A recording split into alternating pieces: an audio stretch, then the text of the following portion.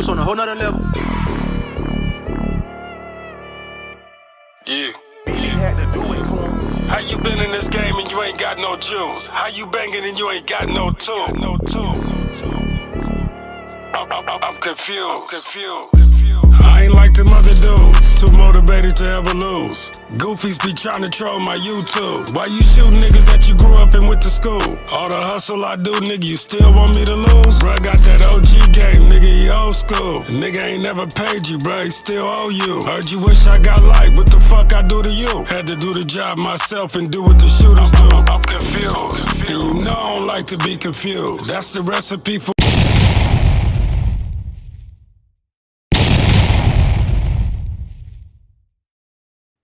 So, what are you in a level 4 or level 3? What level you in? I'm in a level 3. I used to be in level 4, but I'm in level 3 now. Yes, sir. How long was you on level 4?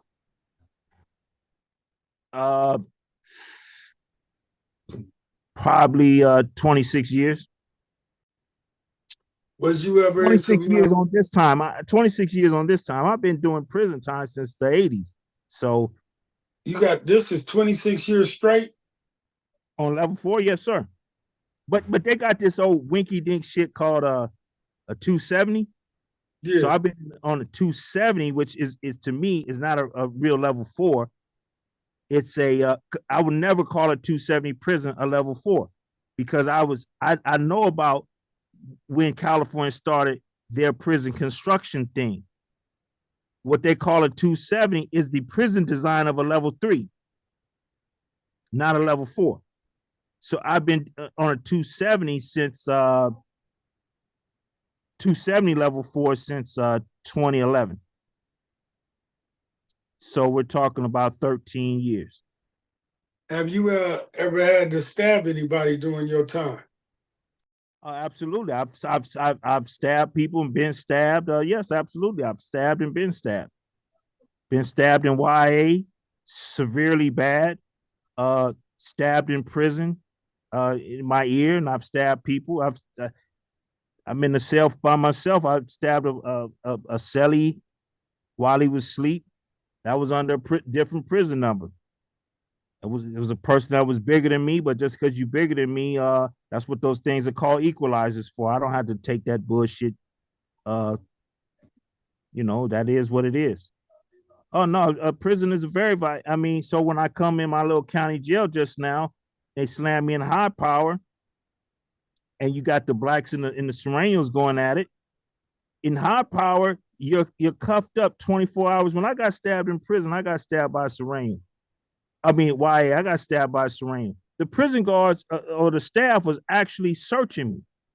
They were actually physically on my body searching me, and the guy came up and stabbed me in the back of my head and my neck.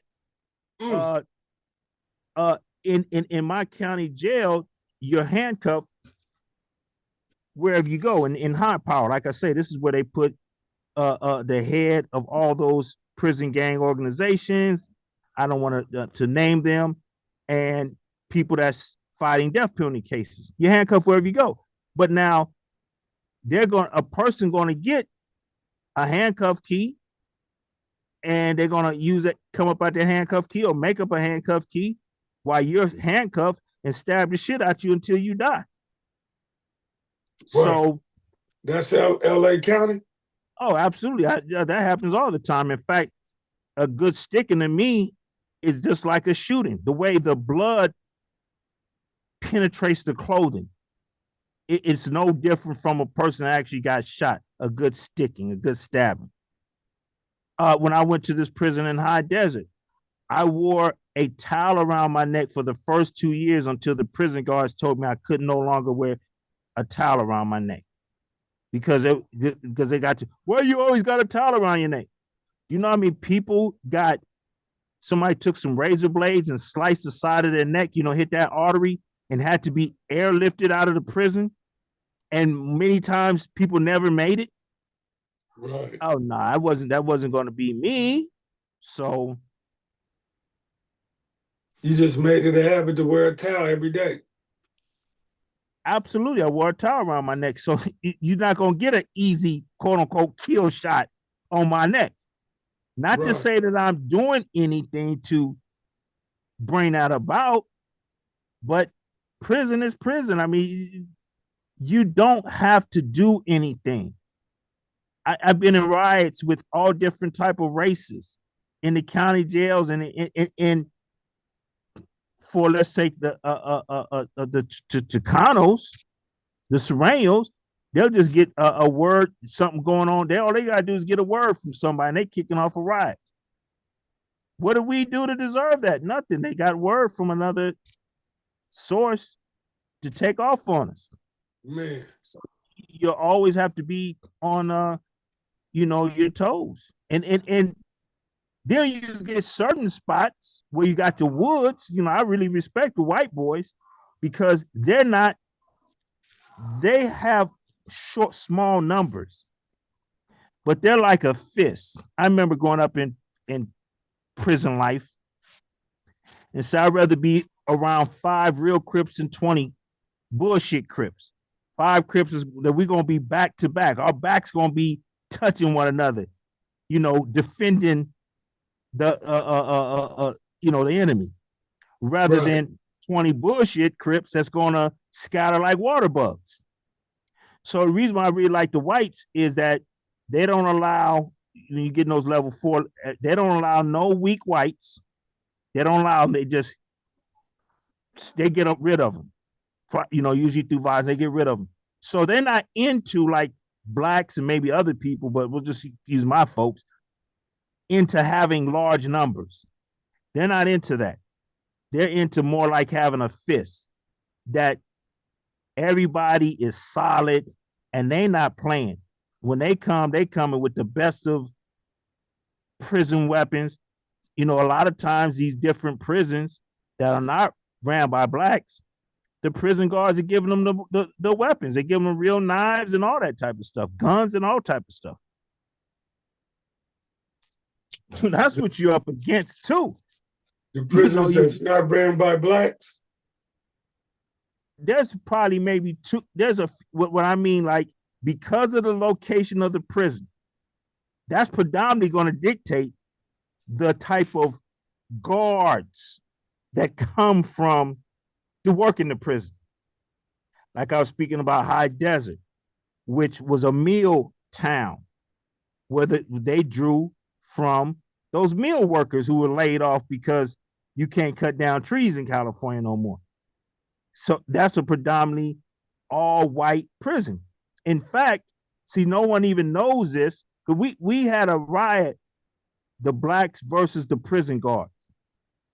Years later, an Associated Press article would come out that the Inspector General of California determined that High Desert State Prison was a racist prison.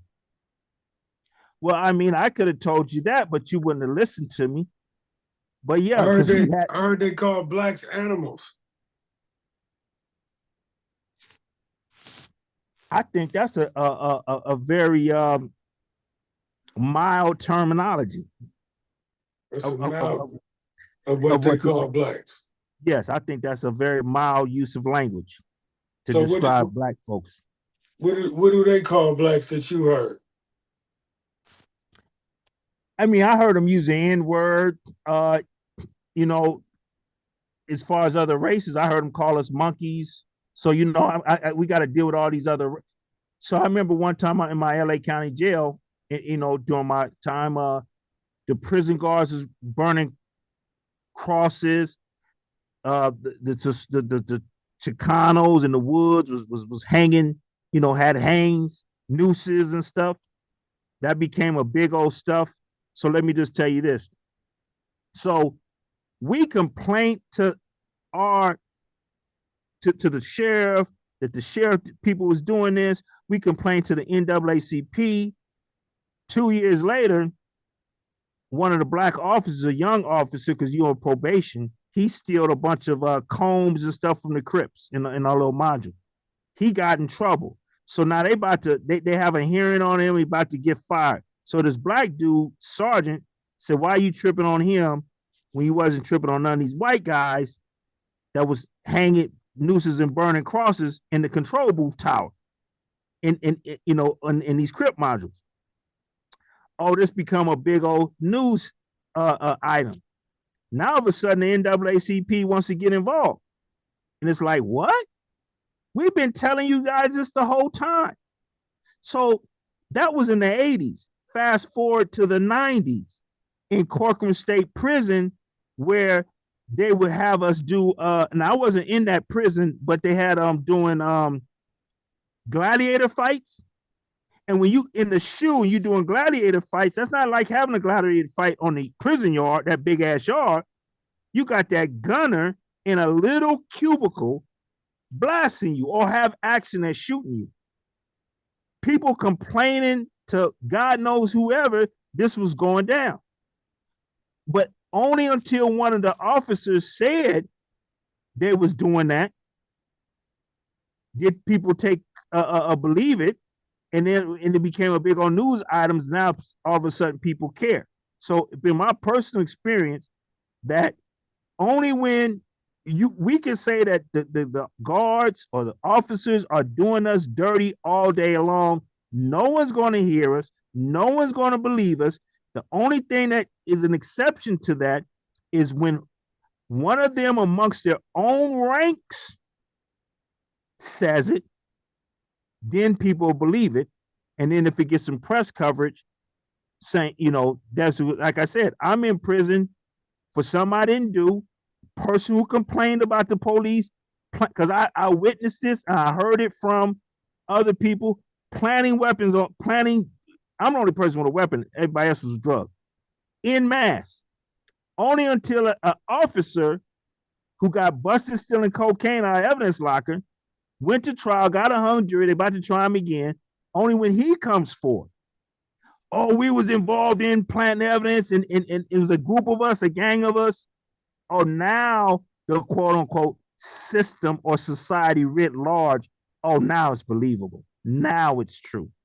So hey, when they was doing that in Corcoran, wasn't the guards betting on what inmate would win, and didn't some inmates also die from that?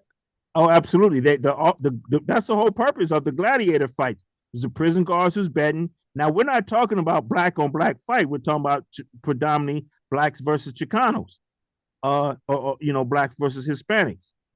That's what we're talking about. And it was betting on us, betting who's going to win, and then just eliminate you because they're shooting what is called a mini 14.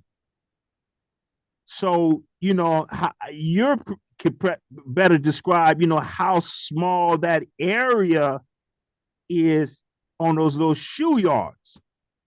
I mean, it is so small, and to have a person up in a gun tower can actually aim a high-powered weapon that when the bullet comes out of a mini 14, it tumbles. That means when it hits your body, it's going to fuck some shit up. And for them to be so close, yeah, that's not even and it's like, why go out there to the prison yard? Well, they jumping on black people. We got to stand up for our right to go to the yard. Oh, you're stupid. No, I'm not going out. So, there's a thing it's just like if a person. Wasn't they also making where the Mexican would have a weapon and the black wouldn't? I don't know about that. I mean, yes, it's possible. What I mean by that is anybody could get a weapon out there if you put it up your ass. You got to put it up your ass. Metal detectors, right? If you can put it up your ass and beat the metal detectors, everyone probably got a shot at having a weapon out there. That's not to say that, again, Corcoran is where? In the Central Valley. How many African Americans and whites or whoever live in the Central Valley? The Central Valley is a Hispanic, because it's all the fucking what's that? The food production stuff. So the guards is where they getting the prison guards from. So absolutely scenarios of supporting their race.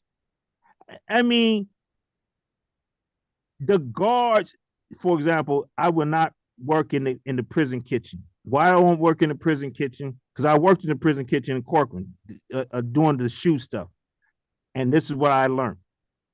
Not only do you got politics between the prison inmate versus prison inmate. My mindset is, oh, let's knock this out so we can go home early, and I'm going to help other people do their job faster, and I try to create that environment, try to create that type of crew and atmosphere, and it works. But then you got other comrades from your own neighborhood or other black folks that are 100% lazy. And they're like, man, I'm not finna do no extra work. I'm not even really finna do my job. Well, if you don't do your job, your assigned job, then you're holding us back from going home. So it's like, what do I do? Do I jump on this guy? So, you got to work that out. I've been in that situation. I've been in that same situation. Police come in there and tell me I'm supposed to clean the sink. I said, I ain't assigned to the sink. I ain't supposed to clean it. He said, if you back here, you do whatever I tell you. I said, man, that's not my job, bro. Then he told everybody in there, and it was this in the kitchen, in the pot room, pan and pot room. So he called everybody together. He said, you see this dude? He said he not gonna clean this sink. Therefore, ain't nobody going back to their building until he clean that sink. I said, nigga, I guess we all gonna be spending the night then. You know what I'm talking about? And then the bottom line is somebody said, man, I'll clean the sink. All right, well, you clean the sink. But the bottom line, they tried to use trickery and they tried to use their power and the people against me because that's how it is. They know that the majority of the people gonna trip, even though the police is in the wrong. You know what I'm talking about? But, I was put in that kind of situation. Well, my mindset is, for the people listening, viewers out there, when we go on those kitchen jobs or any job, you are assigned a station. If you're not assigned to work in no sink, that's not your responsibility. That's someone else's assigned, in which they're getting paid for. I'm not. I only got to do what I'm assigned to do. I'm not getting an extra cent or nothing for doing somebody else's assignment. And yeah, I get that 100%. So number two, first you got to deal with the prison inmate stuff. Then you got to deal with prison inmate versus prison guards, especially in those kitchens, where you got some guards that let you bring stuff home, out the kitchen that they're going to be thrown away anyway. Right. And then, you get to do that for 3 months, and then you get a new sergeant on the yard, a new officer or something that's only there for one day, and he tells y'all can't bring nothing out the kitchen. What? Nothing. We just worked our butt off for you. And make you get butt naked and show your ass. Yes, absolutely. Then you got prison guards versus prison guard in the kitchen scenario going at it. And we're caught in the middle of them going at it. Right. For me, I do not like, in fact, I had just got a write-up several years ago. They reduced it because I was going to do some major protesting. I'm not working in your kitchen, period.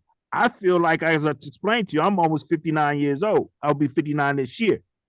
I'm too old for all that back-breaking work. I'm not doing it. But the main thing was the mental torture. So when I decided not to do that, had I went to work, I would have been going into a situation where the Chicanos and the cook, which was a sister, was going at it. She felt the Chicanos was back there making knives or something. So they was going at it. So the Chicanos said, we're going to strike. Now, I'm of the mindset that I'm going to strike with them. And other blacks are of that mindset. But then those other blacks was like, nah, that's them. That's their issue.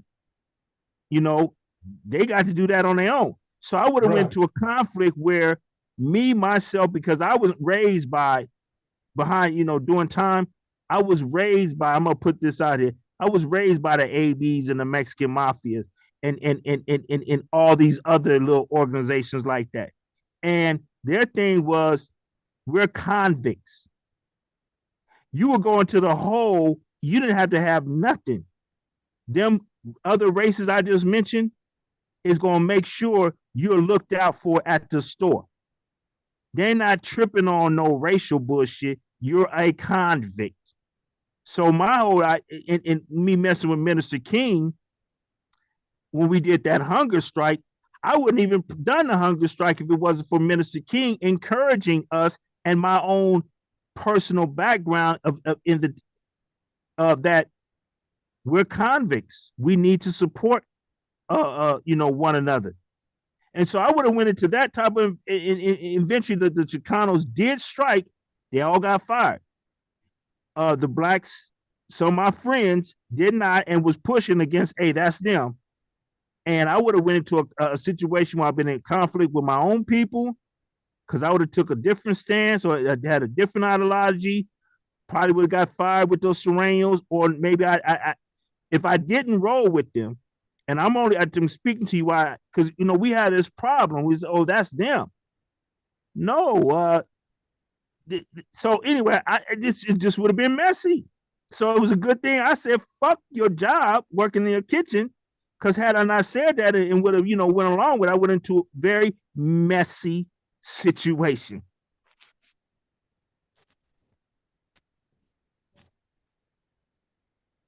So, Minister X, he the one encouraged you, man, we need to go, we need to do this hunger strike.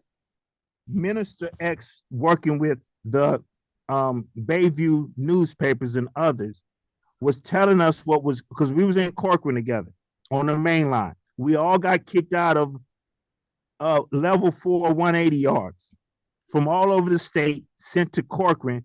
They created a brand new yard.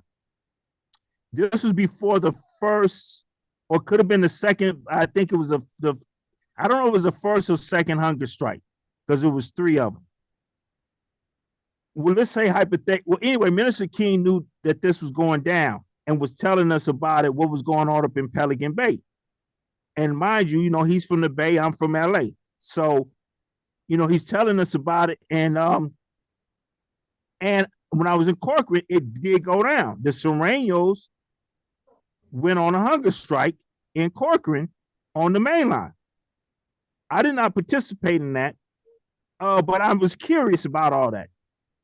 So when they did the final hunger strike, in which 30,000 people went on hunger strike, more blacks who had bought into it, that, yeah, we're going to do this, yada, yada, yada. I participated fully because Minister King, the ghost of Minister King was in my mind about, because it's all about, from my standpoint, about doing the right thing, not trying to say, well, that's them, or we're on the main line. We're GP. We're not in no fucking shoe. What the fuck that got to do with us? So I'm not really orientated or cut from that type of cloth. So I'm going to support the peoples, so to speak. And Minister King was not around where I was at the prison I was at. And the blacks was on board. They said it was on board, but when it was time to hunger strike, I was one of a handful of blacks. I don't even think, a handful, not 2 hands, 1 handful of blacks that participated in that. And the prison guards were like, what are you doing this for? I didn't give them no answer. But they were shocked to see a black person. Because I felt probably was a little bit easier for me to make that decision. I didn't have a job. So one of the problems for the blacks, it was pushed on a line about, yeah, we're going to get involved in this hunger strike this time, yada, yada, yada. But they was putting a lot of pressure on if you got a job. Because if you got a job, they're going to take that job. You might have a good prison job. So for a black person, they're like, and that's what pretty much deterred the blacks from participating at a high level at the prison I was at for that final hunger strike. So on the hunger strike, explain to him, man, what it consists of. Does that mean you're not going to the chow hall for breakfast, lunch, or dinner, and you just surviving off your own food, whatever you can come up with? How is that working? it works that you don't go to the prison chow hall and you don't eat your own food. Yes, you may quote unquote sneak a meal or whoop to whoop, but nah, you don't eat. Period. You don't. There's different strategies. One strategy is to store up and not let the police see you eat, but they're going to check the guards, or the system is going to check your vital sign because of those imposters. And let me put it like that: of the imposters who are saying they're doing a hunger strike, but got food in the cell, and hey, it ain't really a hunger strike. I just ain't going to the chow. I'm eating in the cell. No, that's not going to work because the guards send nurses and everybody to call you out to see if you really are hunger striking. So there's really no way to fake it because those is really, really doing a hunger strike, not faking it. They got to make sure you're not about to die. So how do they do that though? Do your blood pressure go low? Yes, they go cell by cell for those that they are participating. They have a nurse there, and they check your vital signs with the blood pressure and that, and then they interview you, and that's what they do, check your vital signs. Mm-hmm. But I know. So how long did you be on the hunger strike? As long as the hunger strike lasted. I do not know how long that. I can't recall how long that hunger strike lasted. For the last one which involved 30,000 prisoners, predominantly prisoners on the main line, predominantly prisoners that got nothing to do with being in long-term confinement. And what the lady said at the time or later on, who ran the California Prison Focus, the director of the California Prison Focus, Kim Pollock, she said that was 30,000 gang members. And that really kind of opened my eyes to the power that, the government officials are not utilizing that type of manpower. Because if they could do that, like where I'm from, LA, I'm like, if the mayor would tell us, challenge the gang members, just speak to them. Hey, why don't you guys clean up the streets? Because they got couches with alleys. All these people, quote unquote, take pride in their neighborhood, take pride in their streets. I kind of think that you can create an environment where gang members will pick up the trash. You can have a major trash pickup day at least once a month. For sure. I think they'll do it too. You're right. So you got the state not using this manpower. So, for good.